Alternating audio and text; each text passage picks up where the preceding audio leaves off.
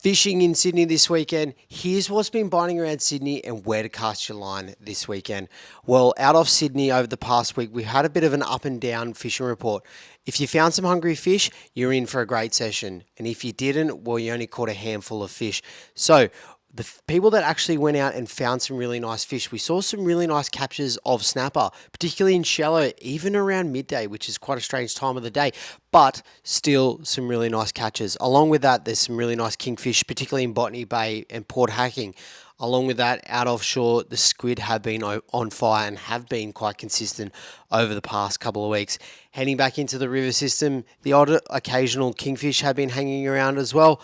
Along with that, our traditional species of bream, salmon, and tailor.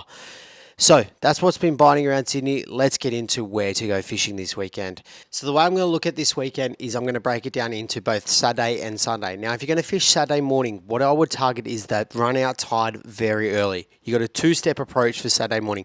Target that run out tide nice and early. Find a nice sandbank that drops off into some deep water and target your flathead right up to about 7:30 when that low tide change will happen.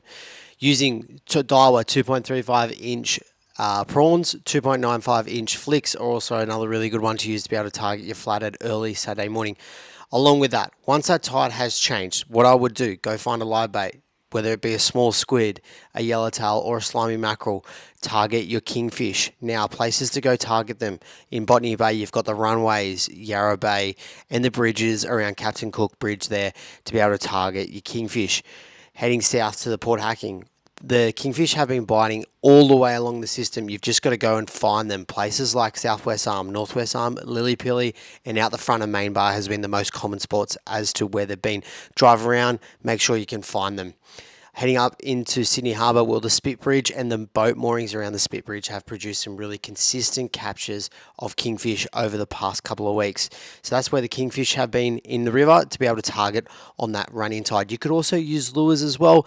Sluggos are a really good one. Daiwa 10-inch guards also another really good one. Casting them under boat moorings, channel markers, and quickly winding them back to get the attention of the fish. And hopefully you'll be in with some success on the kingfish. Now looking at Sunday, the swell is down on Sunday, and what I'm targeting is that early morning tide change. Now, snapper love a tide change, particularly if it's around sunrise or sunset, and we have an 8:30 a.m. tide change. It's probably about as late as I'm going to leave a tide change to be able to target our snapper in the morning, but it will still work. Key is make sure you get out there for first light. Fish that sunrise bite window there, leading into that 8:30 a.m. tide change.